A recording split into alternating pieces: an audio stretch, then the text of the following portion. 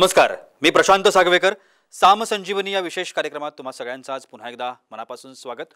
आज आपण चर्चा करतोय प्रेग्नन्सी आणि वंध्यत्व निवारण या विषयावरती आणि मार्गदर्शन करण्यासाठी आज आपल्यासोबत आहेत एमडी स्त्री रोगतज्ञ डॉक्टर निवेदिता आनंद पवार. आपण मॅडमचं स्वागत करूया. मॅडम नमस्कार, कार्यक्रमात स्वागत. नमस्कार.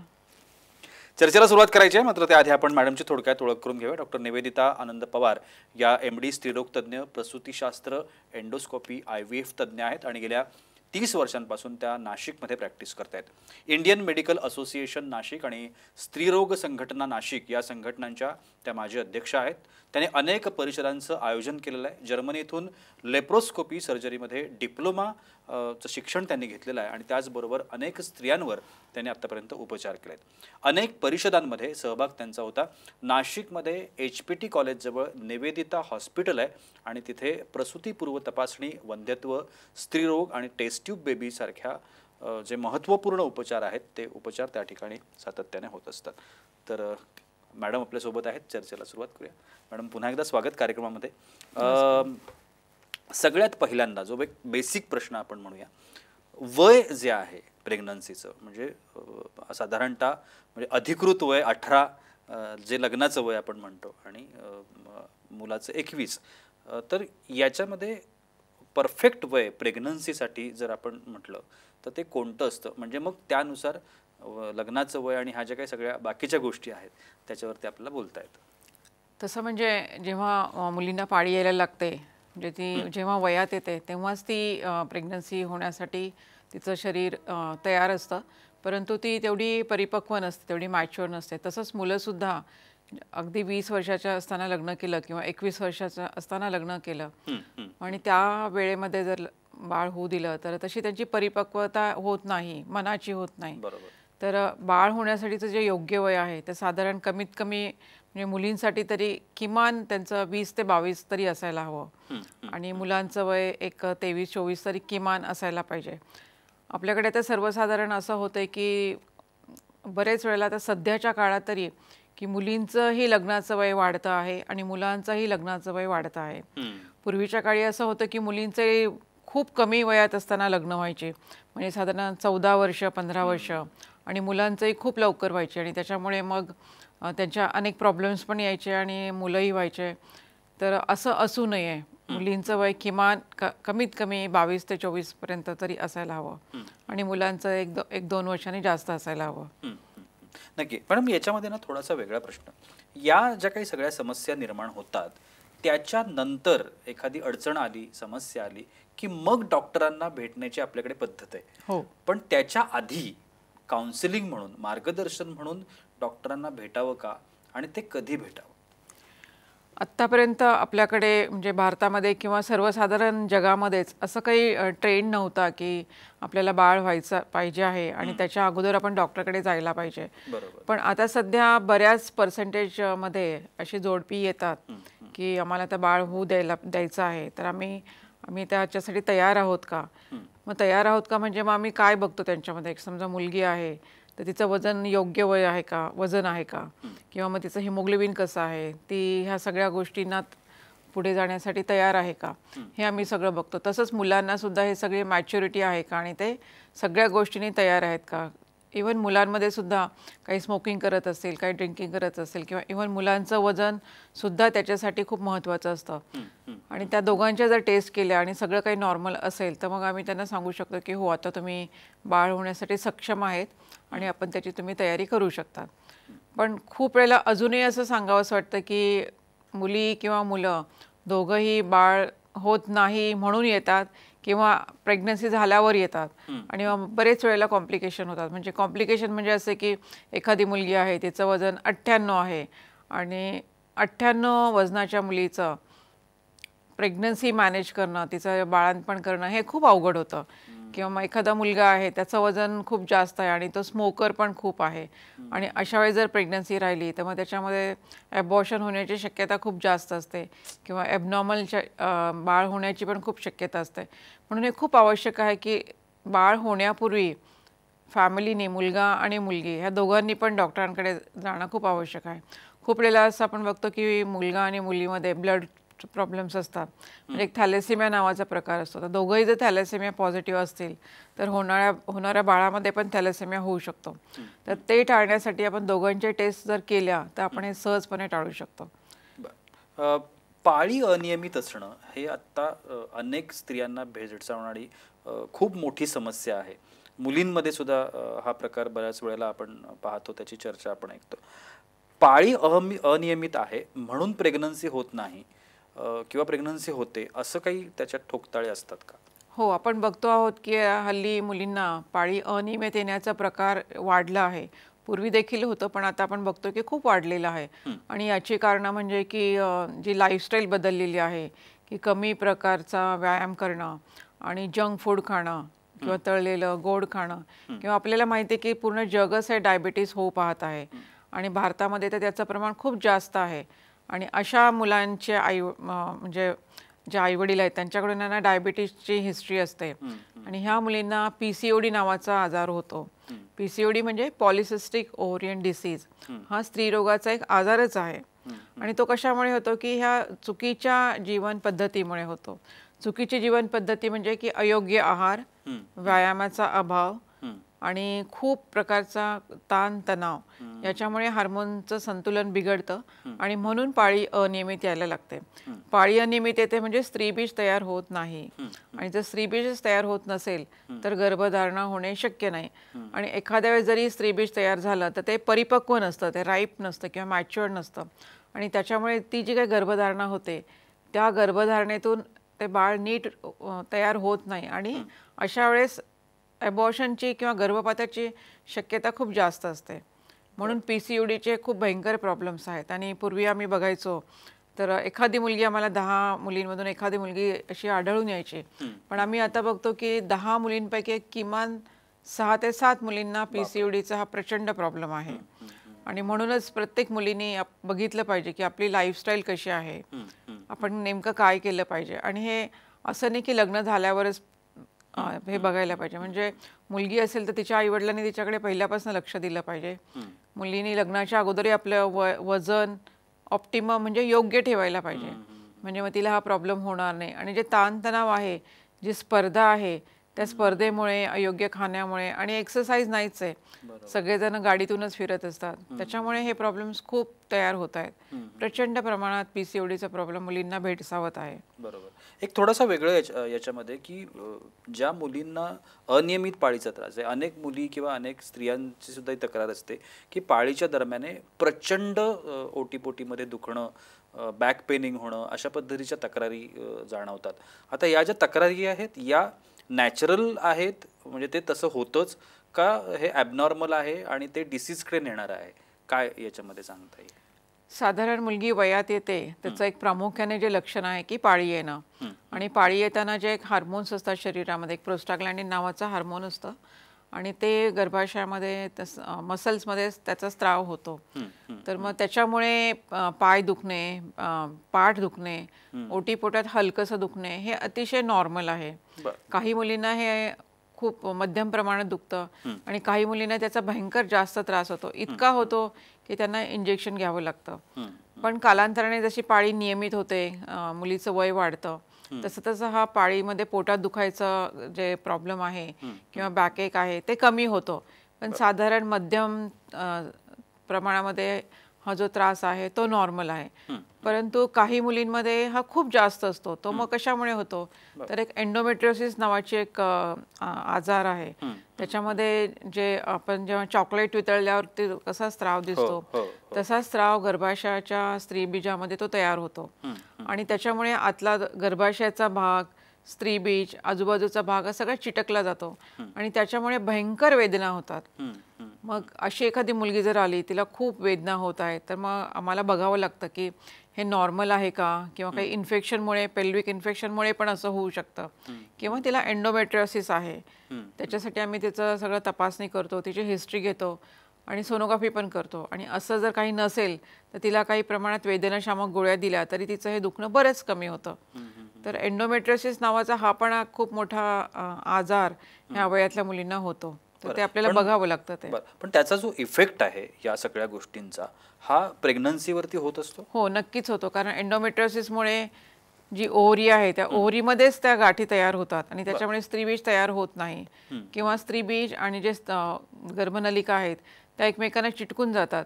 त्याच्यामुळे जो स्त्रीबीजातून जो बाहेर पडणार एग्ज असतात तर ते ट्यूबमध्ये ते जातच नाही किंवा मग त्या सगळ्या चिटकून गेल्यामुळे जी नॉर्मल ॲक्टिव्हिटी असते की गर्भनलिका जे गर्भबीज ते घेऊन गर्भाशयात ते नेतात ती क्रिया होतच नाही आणि अशामुळे गर्भधारणेला खूपच मोठी अडचण येते. हे पण एक खूप मोठं कारण आहे की बाळ न होण्यासाठी. बरं. आणि ओबेसिटी सारखी समस्या म्हणजे इन जनरल आता अगदी मुला मुली दोघांच्या बाबतीमध्ये आपण हे पाहतो की अगदी लहान वयातली मुलं प्रचंड त्यांचं वजन वाढलेलं असते. त्याला कारणं अनेक पद्धतीची असतील पण प्रेग्नन्सीवरती या ओबेसिटीचा पण परिणाम होत असतो. हो, प्रेग्नन्सीवरती ओबेसिटीचा प्रचंड परिणाम होतो कारण सगळ्या सिस्टीमच त्या बिघडून जातात. म्हणजे समजा एखादी मुलगी आहे तिचं वय 98 आहे, आमच्याकडे येतात अशा 100 किलो आहे, तर तिला चालता येत नाही, तिला श्वास घ्यायला त्रास होतो, तिला त्याच्यामध्ये डायबिटीस व्हायची शक्यता असते किंवा त्याच्यामुळे तिला हृदयाचे प्रॉब्लेम्स होऊ शकतात आणि बाळाचंही वजन खूप वाढू शकतं किंवा असंही होतं की बाळाला रक्तपुरवठाही होत नाही आणि मुलीचंच वजन खूप वाढतं आणि बाळाचं वजन खूप कमी होतं, तिला ब्लड प्रेशरचा त्रास होऊ शकतो.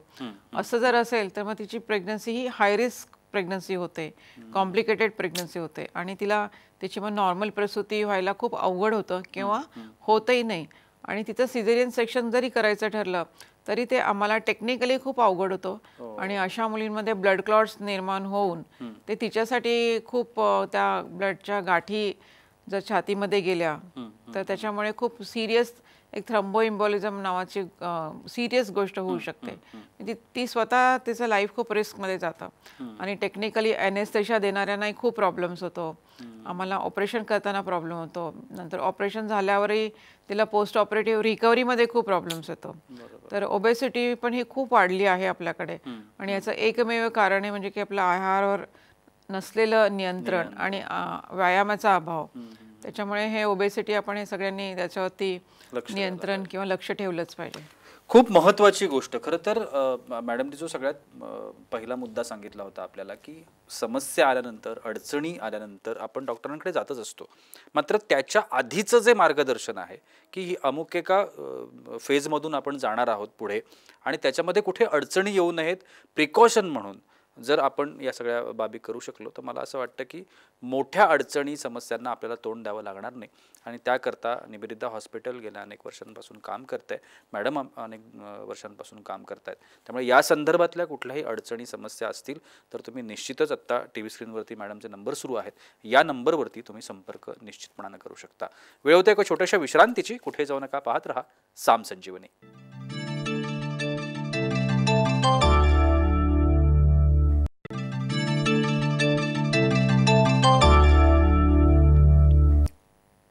विश्रांतीनंतर सामसंजीवनीमध्ये तुम्हा सगळ्यांचं पुन्हा एकदा मनापासून स्वागत. प्रेग्नन्सी आणि वंध्यत्व निवारण या विषयावरती आज आपण चर्चा करतोय आणि डॉक्टर निवेदिता आनंद पवार आपल्याला मार्गदर्शन करतात. मॅडम, ब्रेकनंतर पुन्हा एकदा स्वागत. आपण या विषयावरती बोलत होतो. अजून एक थोडासा वेगळा विषय, बीज वाढीसाठी काही गोळ्या किंवा इंजेक्शन दिली जातात. आता हा समज आहे की गैरसमज आहे हे तुम्हीच सांगा.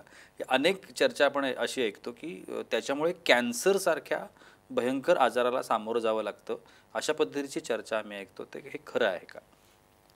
बीज वाढतं म्हणजे ओव्ह्युलेशन होणं, तर दर महिन्याला मुलींना पाळी येते, तर त्या पाळीमध्ये सुरुवातीचे 4 दिवस पाळीचे असतात आणि 11 ते साधारण 20 दिवसामध्ये स्त्रीबीज तयार होऊन ते बाहेर फुटतं. त्याला आपण म्हणूया की स्त्रीबीज बाहेर येणं किंवा ओव्ह्युलेशन होणं. आणि जेव्हा हे स्त्रीबीज स्पर्मच्या किंवा शुक्रजंतूच्या संपर्कात जर आलं तर त्यापासून गर्भधारणा होते. तर ही आहे अतिशय नैसर्गिक क्रिया ओव्ह्युलेशन होणे. पण ज्या मुलींची पाळी अनियमित आहे की पाळी त्यांची नियमित नाही, महिन्याच्या महिन्याला येत नाही, किंवा ज्यांना PCOD आहे त्या मुलींचं स्त्रीबीज तयार व्हायला खूप अडचण होते. तर नॉर्मली जेव्हा आपण मुली तरुण असतात तर त्यांचं स्त्रीबीज तयार होणं हे अतिशय नैसर्गिक प्रक्रिया आहे. पण जेव्हा 1 वर्ष होतं, 2 वर्ष होतात आणि तरी पण गर्भधारणा होत नाही, मग आम्ही तिचं ओव्ह्युलेशन स्टडी करतो, म्हणजे स्त्रीबीज वाढतं किंवा नाही त्याचा एक अभ्यास असतो. आणि मग आम्हाला कळतं की हिचं स्त्रीबीज वाढण्याची क्षमता कशी आहे. त्याच्या आम्ही काही टेस्ट करतो, जसं AMH नावाची एक टेस्ट आहे किंवा त्याची हार्मोनची टेस्ट आहे. त्याच्यामुळे आम्हाला एक अंदाज येतो की हिचं स्त्रीबीज वाढण्याचं पोटेन्शियल किंवा क्षमता किती आहे. आणि जर असं लक्षात आलं आम्हाला तिची क्षमता खूप कमी आहे किंवा तिचं बीज नीट वाढत नाही आहे, तर मग अशा वेळेला तिला आम्ही काही औषधं देतो. मग त्याच्यामध्ये काही 2-3 प्रकारचे टॅबलेट्स आहेत. खूप वर्षांपासून एक औषध वापरतो आम्ही, क्लोमिफेन सायट्रेट नावाचे टॅबलेट्स आहेत किंवा लेट्रोज नावाचं एक औषध आहे किंवा काही इंजेक्शन्स पण आहेत. मग हे कुणाला वापरायचं आहे त्याचा आम्हाला अगोदर स्टडी करतो आणि मग त्याचं प्रत्येक व्यक्तीमध्ये किती डोस द्यायचा आहे, कुठलं औषध द्यायचं हे पूर्णपणे इंडिव्हिज्युअलाइज असतं, कस्टमाइज असतं. एक डोस किंवा एक औषध हे सगळ्यांना नाही आहे. तर मुळात आपल्याला तिला स्त्रीबीज वाढवण्यासाठी औषधांची गरज आहे का हे ठरवावं लागतं. साधारणपणे जी स्त्री आहे जी तरुण असेल तर तिला औषधांची गरज भासत नाही किंवा खूप कमी डोसमध्ये तिचं काम होऊन जातं.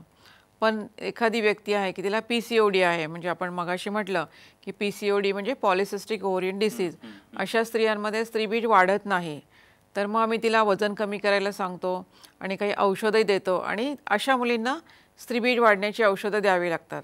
किंवा आपण बघतो हल्ली बऱ्याच स्त्रिया वयाच्या 35 नंतर ट्रीटमेंट घ्यायला येतात आणि तेव्हा लक्षात येतं की अरे यांचं स्त्रीबीज वाढायची शक्यता खूपच कमी झालेली आहे. अशा वेळेला आपल्याला स्त्रीबीज वाढण्याची औषधं, स्त्रीबीज वाढण्यासाठी इंजेक्शन्स ही द्यावी लागतात. किंवा आपल्याला IUI करायचं आहे. IUI म्हणजे intrauterine insemination of husband sperms inside the uterine cavity. म्हणजे जेव्हा स्त्रीबीज तयार होतं आणि ते फुटतं तेव्हा गर्भाशयामध्ये तिच्याच हजबंडचं स्पर्म जे आहे, शुक्रजंतू, ते आम्ही ते टाकतो, म्हणजे गर्भधारणा व्हायची शक्यता वाढते. अशा वेळेला पण आम्ही असे इंजेक्शन्स किंवा गोळ्या वापरतो. किंवा आपल्याला माहिती आता की IVF म्हणजे आपण जे टेस्ट बेबी करतो, अशा वेळेस पण आपण स्त्रीबीजांची संख्या खूप वाढवतो आणि त्याच्यातून ते बीज काढून गर्भधारणा करून तो गर्भ आपण स्त्रियांच्या गर्भाशयात सोडतो. अशा वेळेला सुद्धा आम्ही हे असे औषधं वापरतो. तुम्ही जे म्हणालात की मी अशा औषधाच्या वापराने कॅन्सर व्हायची शक्यता का आहे का, तर अशी जर औषधं खूप अतिरेकपणाने वापरली, याची पण मर्यादा असतात. म्हणजे काही जे टॅबलेट्स आहेत ते आम्ही 5 ते 6 वेळा वापरू शकतो किंवा काही इंजेक्शन्स आहेत ते 2-3 वेळा वापरू शकतो. पण अशी जर वारंवार किंवा खूप दिवस जर अशी औषधं वापरली तर हो, अशा स्त्रियांना कॅन्सर होऊ शकतो. त्याचं प्रमाण अगदी नगण्य नाही आहे, पण आहे.